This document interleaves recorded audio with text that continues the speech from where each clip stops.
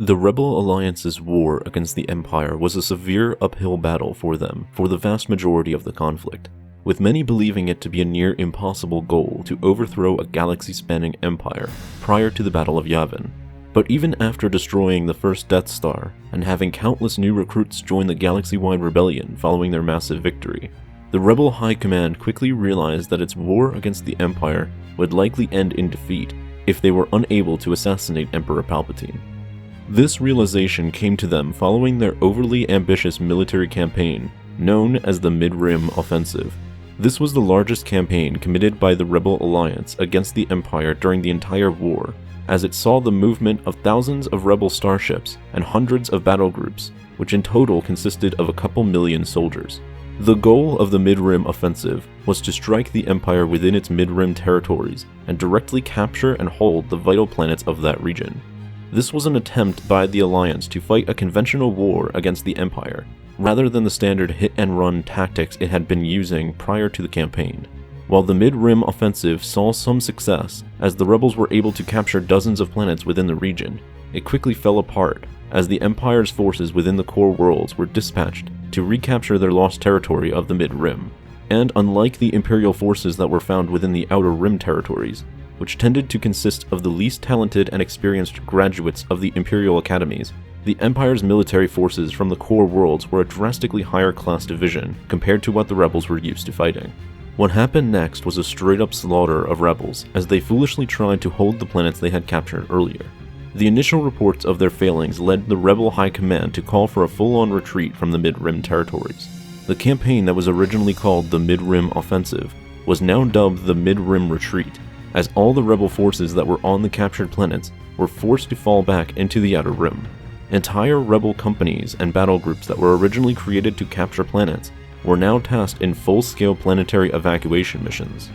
After only a few months, the Empire was successfully able to push back the entire Rebel Alliance out of the Mid-Rim. Once this task was accomplished, most of the Imperial forces from the core world returned back to guard the center of the Empire, while a few divisions remained and were included under Vader's command, who continued to push against the rebels even toward their bases held within the Outer Rim. This Imperial counteroffensive eventually led to the Battle of Hoth, which held the main Rebel Alliance base at the time, where they were forced to evacuate and disperse across the galaxy in a desperate attempt of survival.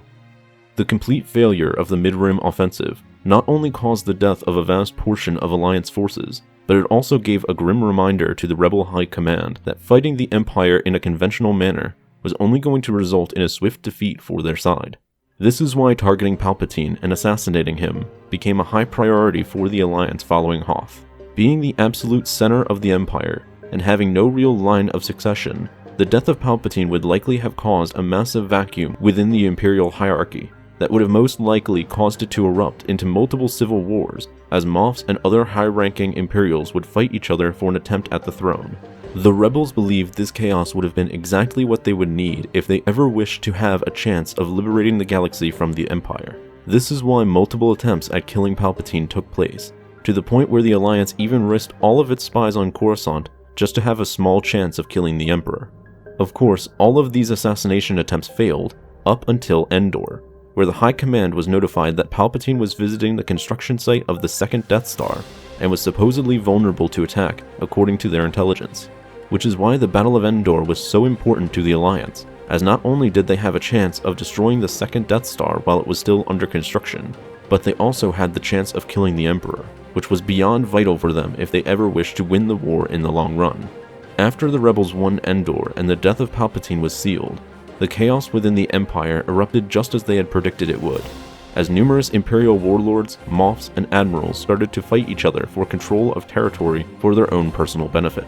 The central government of the Empire on Coruscant had lost nearly all control of its forces, as admirals and generals simply ignored their commands. On top of that, Palpatine also had a contingency order in place called Operation Cinder, which in effect called out to his greatest fanatics of the New Order to bring the entire Empire down as punishment to the galaxy for failing to protect him while he was Emperor. While this operation saw the death of millions of innocent lives, it did drastically help the Rebel Alliance, now the New Republic, reclaim the galaxy from Imperial hands, as the very Empire they fought was not only fighting itself, but was straight up destroying itself due to Palpatine's final order beyond the grave. And after only a year following Endor, the New Republic was able to force the remaining Empire to sign a treaty as it became the new dominant power in the galaxy.